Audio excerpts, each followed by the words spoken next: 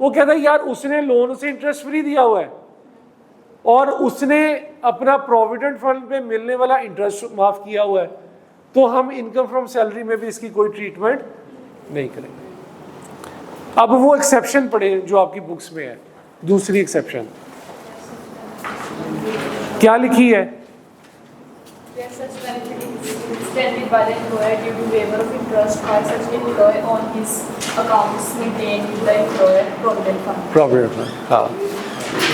अगर एम्प्लॉय के जो अकाउंट्स मेंटेन्ड है एम्प्लॉयर के पास, जैसे कि प्रोविडेंट फंड, उस पे मिलने वाला इंटरेस्ट एम्प्लॉय वेव ऑफ कर दे और जो एम्प्लॉयर है वो इंटरेस्ट फ्री लोन दे रहा हो उसी एम्प्लॉय को, तो टैक्स वाला कहता है क्योंकि दोनों इंटरेस्ट फ्री चल रहे हैं तो इस वजह से इनकम फ्रॉम सैलरी में मैं कुछ भी ऐड नहीं करूंगा। शर्त ये होनी चाहिए कि एम्प्लॉय ने अपना लोन प्रोविडेंट फंड पे इंटरेस्ट को माफ किया हो, शर्त ये वेव ऑफ कर दिया है, उसने वो अपने राइट को ही खत्म कर दिया है कि मैं तुमसे ये इंटरेस्ट फ्री जो प्रोविडेंट फंड है उसके ऊपर तुमसे कोई इंटरेस्ट लूंगा, ये अपना राइट ही उसने वेव ऑफ कर दिया। इतना अच्छा एम्प्लॉय है, लगी समझ अब? तो इस वजह से यहाँ पे इंटरेस्ट फ्री की हम कोई भी ट्रीटमेंट, इंटरेस्ट फ्री की लोन की कोई भी ट्रीटमेंट नहीं करेंगे। और ये इसको किस तरह बताएंगे नोट 4 में,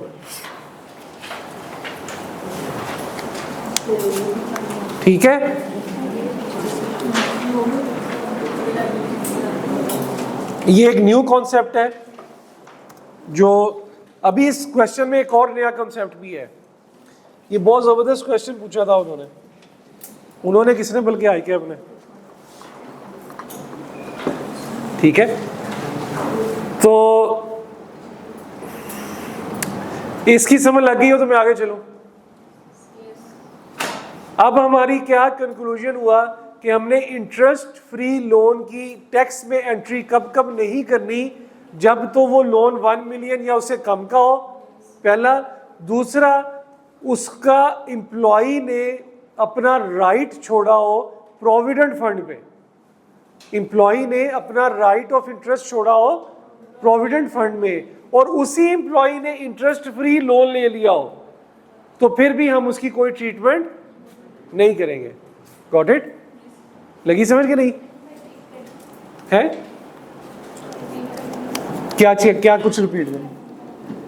इंटरेस्ट फ्री लोन अगर एम्प्लॉय ने लिया है और उसी एम्प्लॉय ने अपना प्रोविडेंट फंड पे मिलने वाला इंटरेस्ट वेव ऑफ किया है, तो उसकी इनकम फ्रॉम सैलरी में टैक्स में कोई ट्रीटमेंट नहीं करेंगे। कंसेशनल लोन में अपरेंटली ये ट्रांजैक्शन बनती नहीं है अभी तक ना, ठीक है? क्योंकि फ़ायदा तभी है कि जब उसने वहाँ से अपना छोड़ दिया और इसने एम्प्लॉयर ने उसको यहाँ से 0% इंटरेस्ट रेट दे दिया, तो अभी तक ऐसी ट्रांजैक्शन मैंने देखी भी नहीं है कि कंसेशनल के अंदर ये चीज़ जा रही हो। लेकिन इन केस अगर है भी, कंसेशनल में भी आ जाए, तो मेरे ख्याल से स्टिल उसकी आप कोई ट्रीटमेंट नहीं करेंगे, क्योंकि हमारे पास एक वो चीज़ आ गई है कि एम्प्लॉई ने अपना प्रोविडेंट फंड का इंटरेस्ट छोड़ दिया है, तो इस वजह से कंसेशनल के ऊपर भी हम ऐसी कोई ट्रीटमेंट नहीं करेंगे। बेशक वो 4% पे भी दे दे, तो रिमेनिंग 6% हम यहाँ ऐड नहीं करेंगे। सही है?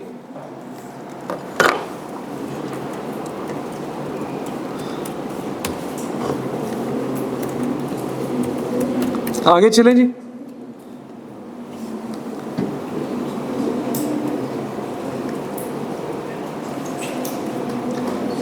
भाई इस कॉन्सेप्ट की लगी है समझ? किसी किस्म का कोई प्रॉब्लम है तो बताएं। चले फिर इसको ऐड करें, क्या आ रहा है? और तो नहीं इसमें कोई ट्रीटमेंट रहेगी ना? इसको ऐड करें, इसमें क्या आ रहा है? सॉरी 4165 इनकम फ्रॉम सैलरी आ गई 4165, ठीक है? ये ट्रीटमेंट भी हो गई हमारी, इनकम फ्रॉम ये भी चला गया, अब बिजनेस रह गया। इनकम फ्रॉम बिजनेस आ गया।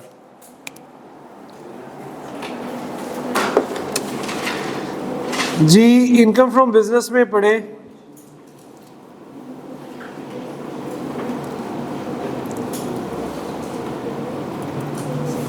अच्छा, इट्स ऑल्सो बेटर कि आप लोग क्वेश्चन पेपर के ऊपर भी मेंशन कर लिया करें टिक लगा के कि आपने कौन कौन सी ट्रांजैक्शन कर ली है, इन केस अगर ज़रूरत पड़े तो।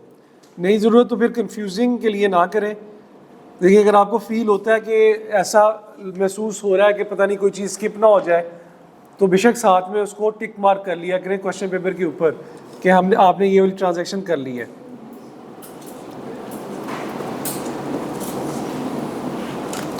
अच्छा आगे ये क्वेश्चन मेरा इधर उधर चला गया है, अब आ गया। आगे क्या रह गया जी, इसमें रेजिडेंट प्लॉट वाली ट्रांजैक्शन हो गई, पॉइंट नंबर 3 रह गया आई थिंक। अच्छा 25 लाख की तो ट्रीटमेंट मुझे बताएं क्या करनी है। पॉइंट नंबर 4 की कोई ट्रीटमेंट करेंगे?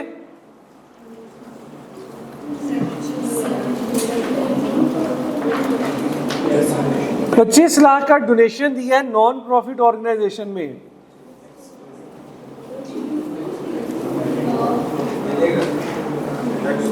ऐसी नॉन प्रॉफिट ऑर्गेनाइजेशन जो कि लिस्टेड है second schedule of the income tax ordinance है।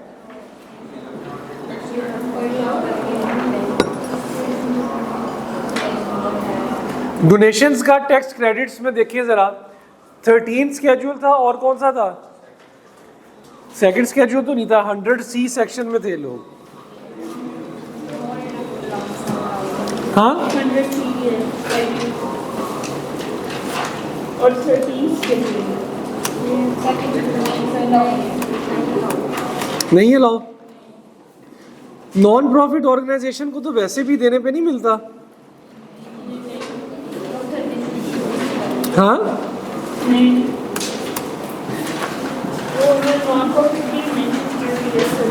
राइट, 100C नॉन प्रॉफिट इसको सेकंड्स कहते हैं, ये पूरा नाम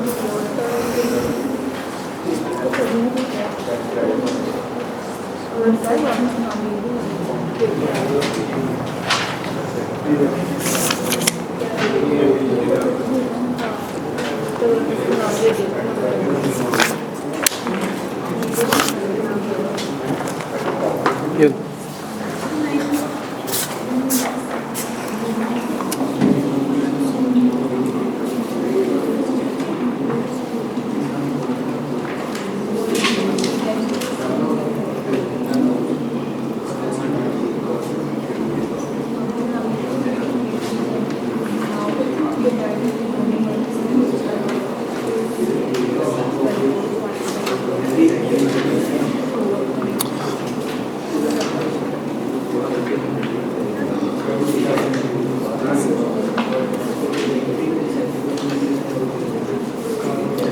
अच्छा पॉइंट नंबर 3 पे आए पहले।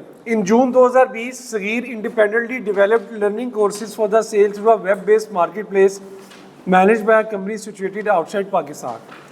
On 25 June 2020 he received $4260 into his dollar account for the sale of these courses.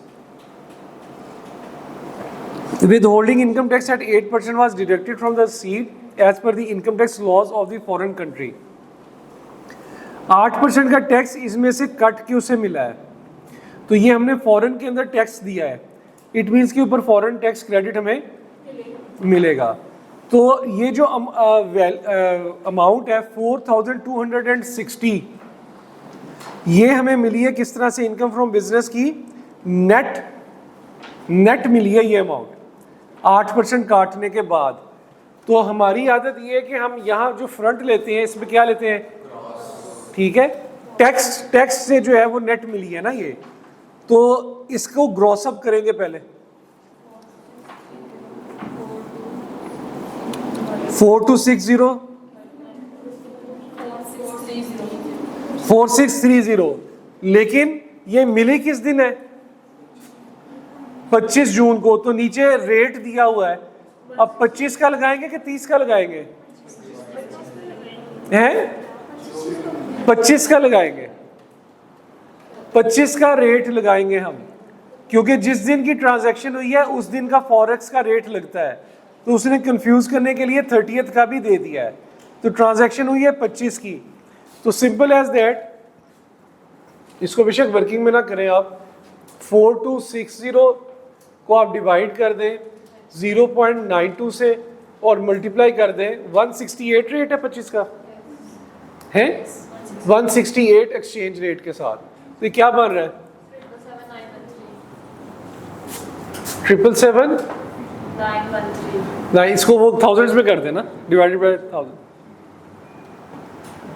77719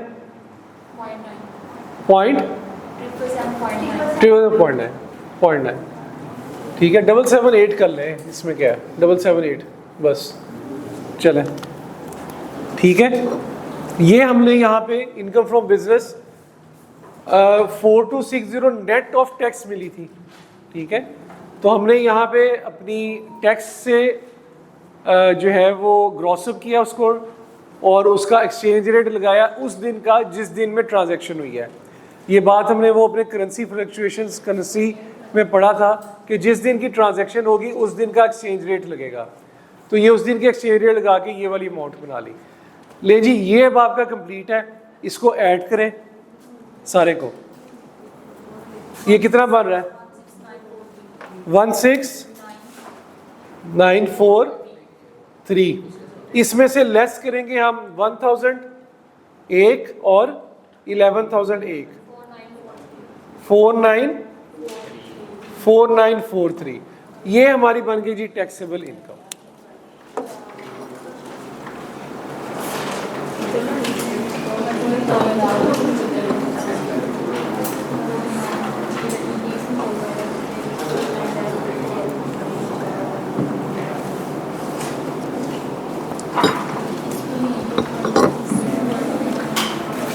एक छोटा सा कॉन्सेप्ट और इसी के अंदर, एक तो हमने आज ये नया कॉन्सेप्ट पढ़ा है ना प्रोविडेंट फंड वाला, एक और कॉन्सेप्ट है, तो जरा गौर से सुने।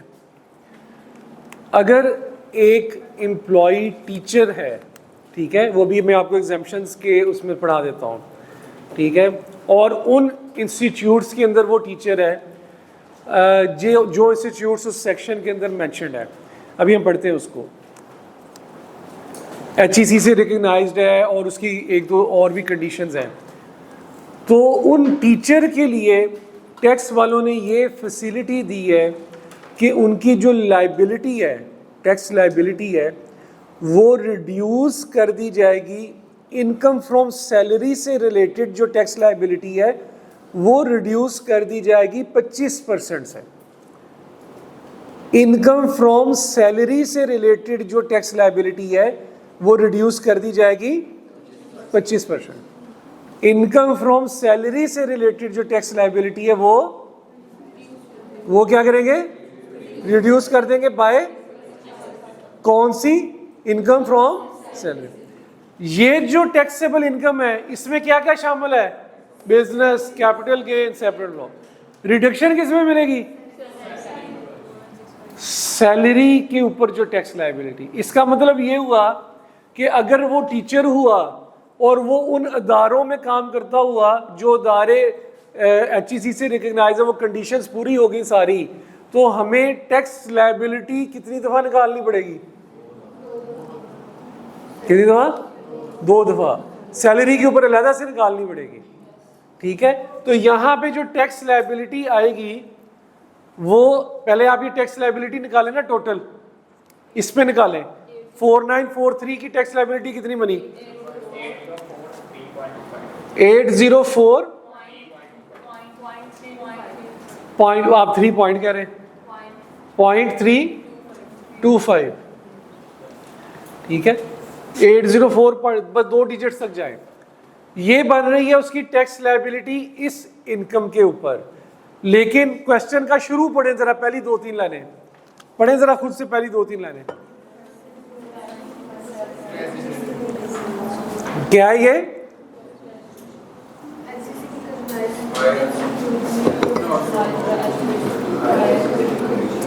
रेजिडेंट इंडिविजुअल है और वो फुल टाइम प्रोफेसर है और एक ऐसे इंस्टीट्यूट में है जो कि नॉन प्रॉफिट ऑर्गेनाइजेशन है और रिसर्च इंस्टीट्यूशन है और वो रिकग्नाइज्ड किससे है, HEC से।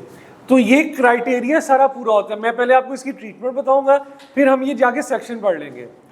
तो इस सूरत में इस क्राइटेरिया पे इस बंदे को, सगीर को 25% से इनकम फ्रॉम सैलरी की टैक्स लायबिलिटी रिड्यूस करने की इजाज़त है। अब ये क्या करेगा, ये टोटल टैक्स लायबिलिटी आ गई, टोटल आ गई।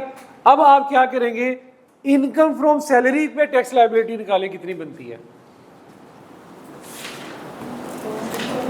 इनकम फ्रॉम सैलरी 4165, इसके ऊपर टैक्स लायबिलिटी क्या बन रही है, इसके ऊपर 590.37 टैक्स लायबिलिटी कितनी है, 590.37। ये देखें जरा, इसके ऊपर 590.37 की टैक्स लायबिलिटी बनी, इसमें कितनी रिडक्शन कर सकता हूं, कितना बन गया इसका 25%, 148।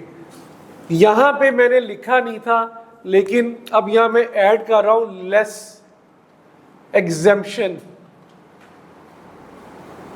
That is 148।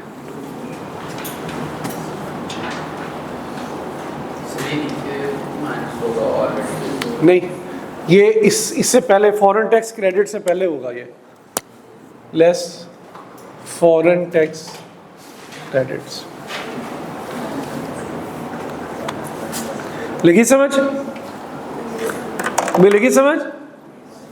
तो ये एग्जेम्पशन मिली है मुझे वर्किंग नंबर 1, वो की मैंने 2 ये की नहीं, 2 नहीं की कहीं पे, ये वर्किंग नंबर 2, वर्किंग नंबर 2।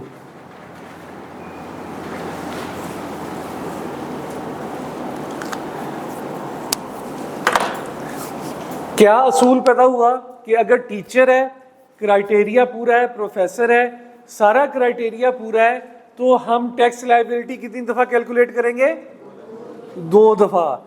एक दफ़ा सिर्फ सैलरी के ऊपर और एक दफ़ा जैसे हम नॉर्मल प्रोसेस में करते हैं। सैलरी पे टैक्स लायबिलिटी क्यों कैलकुलेट करेंगे, क्योंकि हमने टोटल टैक्स लायबिलिटी में से 25% टैक्स लायबिलिटी लेस करनी है। कौन सी 25% निकालेंगे, जो टैक्स लायबिलिटी अराइज हुई है सैलरी इनकम के ऊपर। ठीक है, भी लगी समझ, लगी समझ। तो परेशान क्यों बैठे इतने हैं।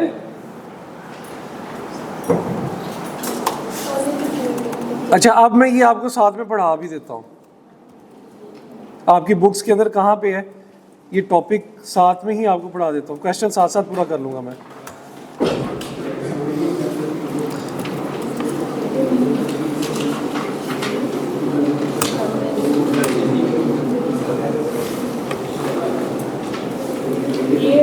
Page number 28, page number 28।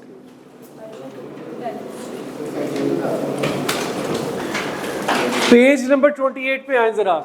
Full time teacher allowance, full time teacher allowance, page number 28। पहुंच गए सारे, पहुंच गए सारे। अ फुल टाइम टीचर और अ रिसर्चर, आपकी बुक किधर है, बुक किधर है, निकाल लें, निकाल लें, पेज नंबर 28 निकाल लें जल्दी से। A full-time teacher or a researcher of a recognized non-profit educational or research institution, including government research institution, shall be allowed a reduction of 25% of tax payable. The institute must be recognized by HEC or Board of Education or university recognized by HECT. The additional tax reduction would not be allowed on the tax liability on taxable salary other than income, if any would be excluded for this from this purpose. ठीक है। तो ये बात है इसके अंदर simple सी कि अगर वो फुल टाइम टीचर है, रिसर्चर है, एक नॉन प्रॉफिट ऑर्गेनाइजेशन का, एजुकेशन का, या फिर एक रिसर्च इंस्टीट्यूट का, तो उसको 25% टैक्स पेएबल के अंदर रिडक्शन है। और ये जो 25% टैक्स पेएबल है ये किसका है? इनकम फ्रॉम सैलरी की लायबिलिटी रिड्यूस करेंगे टोटल टैक्स पेएबल में से।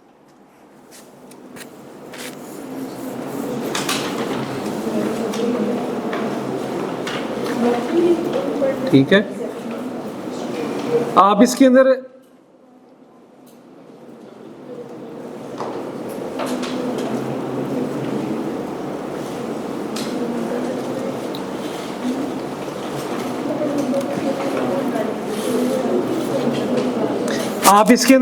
जरा इसकी नीचे वाली एग्जांपल देखें छोटी सी। Mister B disclose the following income for the tax year 2018। Taxable salary as a full time teacher from an approved non profit institution 3 million और taxable other source 6 lakh. Solution देखें जरा, तो टोटल टैक्सेबल इनकम कितनी लिखी है? 36 लाख। ऐसे ही है, 36 लाख पे टैक्स लायबिलिटी कितनी बनाई है उसने? 4,35,000। अब देखें इस 4,35,000 में से वो टीचर अलाउंस लेस कर रहा है 75,000। ये 75,000 उसने कैसे बनाया? नीचे वर्किंग में देखें कितनी इनकम पे बनाया है? 3 मिलियन के ऊपर बनाया। ठीक है, 3 मिलियन के ऊपर बनती है 3 लाख और 3 लाख का 25% बनता है 75,000। लगी समझ? यानी कि जब उसने टीचर अलाउंस निकाला है 25%, तो उसने जो सैलरी ली है वो कौन सी ली है? Income from salary. तो इस क्वेश्चन के अंदर उसने इस चीज को भी टेस्ट कर लिया था कि स्टूडेंट को इस बात का पता भी है या नहीं पता कि एक वो फुल टाइम टीचर है, नॉन प्रॉफिट ऑर्गेनाइजेशन में पढ़ा रहा है, एक रिसर्च इंस्टीट्यूट में पढ़ा रहा है और इन ऐसे इदारों में पढ़ा रहा है जो कि HEC से रिकॉग्नाइज्ड है। तो इसको यहाँ पे टीचर अलाउंस मिलेगा। तो ये एग्जाम्पशन हमने दी है टीचर अलाउंस की। लिखा हुआ पहली लाइन में, पहली लाइन में लिखा हुआ।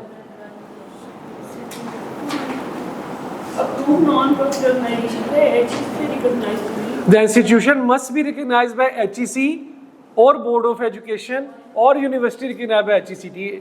इतना बड़ा बड़ा करके लिखा है उसने दूसरी लाइन में। यही कह रही है कि HEC से रिकॉग्नाइज है या नहीं, ये नहीं लिखा। लिखा तो अच्छा, एग्जाम्पल में उसने लिख दिया ना अप्रूव्ड है, तो इट मींस कि हम अज्यूम करेंगे वो अप्रूव्ड। हाँ जी, वो एग्जाम्पल की बात कर रहे हैं। एग्जाम्पल में उसने अप्रूव्ड लिख दिया तो हम ये अज्यूम करेंगे HEC से अप्रूव्ड। हाँ जी बताइएगा।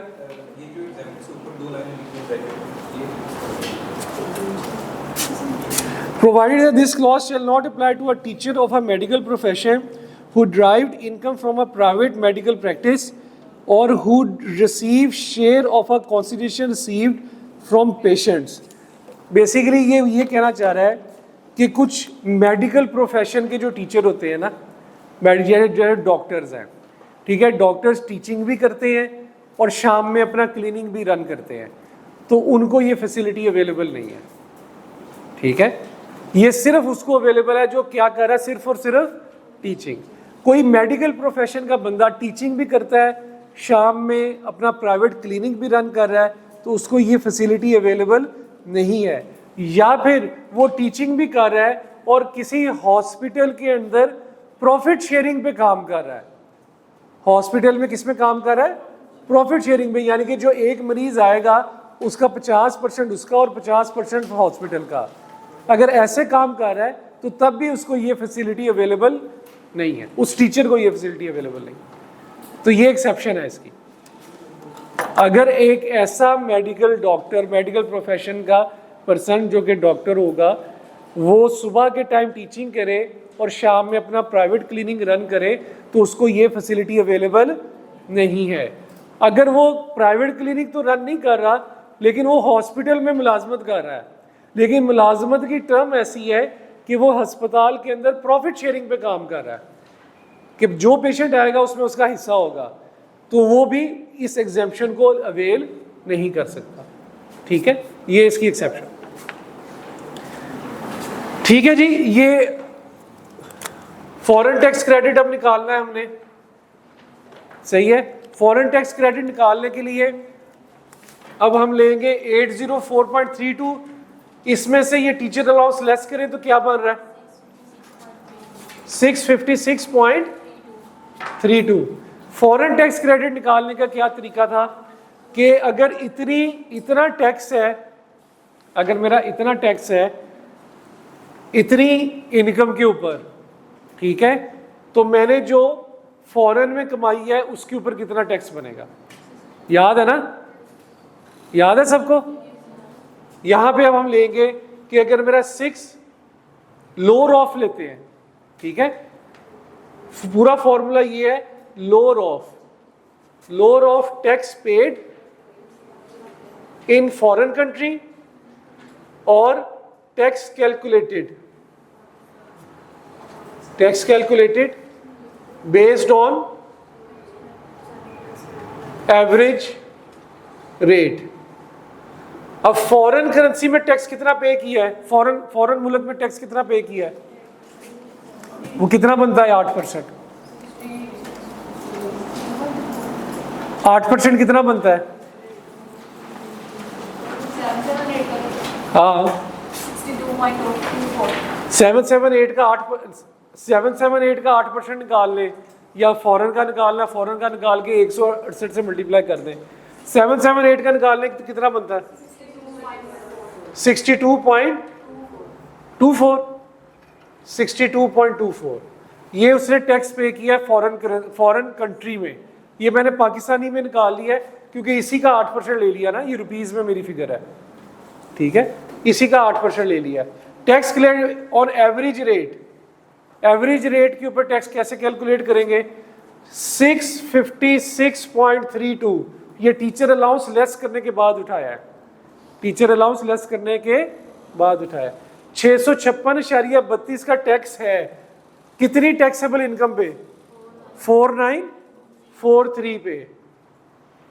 तो जो मैंने फॉरेन में कमाई है इसमें कितना टैक्स होगा 778 पे। यही फॉर्मूला था, यही याद है फॉर्मूला, बोले तो सही, याद है कि नहीं याद, नहीं याद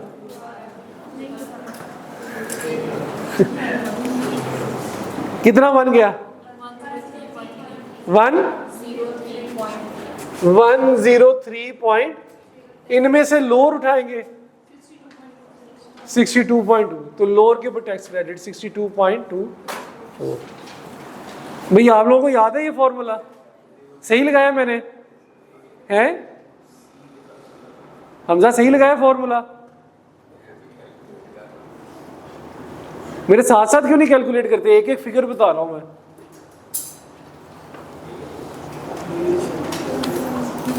भाई आप तीनों को याद है फॉर्मूला फॉरेन टैक्स क्रेडिट का, सही लगाया, सही लगाया यार, कोई हाल नहीं। वैसे ये सैटरडे की क्लास में पता चलता है कि कौन कितना पढ़ के आ रहा है। वर्किंग 2 हो गई और वर्किंग 3, ये वर्किंग 3।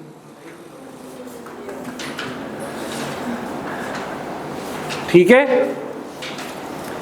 कैसा सवाल है? अब आप लोग सेपरेट ब्लॉक इनकम की टैक्स लायबिलिटी निकालें, हैं? क्यों नहीं होना, पहले हिम्मत हार ली। ये पहले जरा पूरा करा लूँ, 1 मिनट ठहरे, थोड़ा सा रह गया यार, देखें, अच्छा पहले पूरा करा, बात बढ़ जा रही है, पहले मैं पूरा करा लूँ, ठहरे जरा, बात बढ़ाने से। Tax liability separate block income, ये 1 मिलियन मैंने कमाया, इसमें कितना टैक्स लगेगा,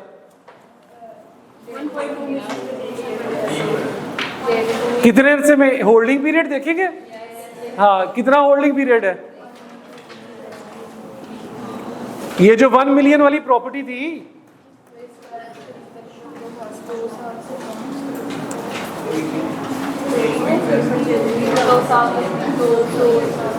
2 साल हुए कि नहीं हुए इसे? 3 साल हो गए?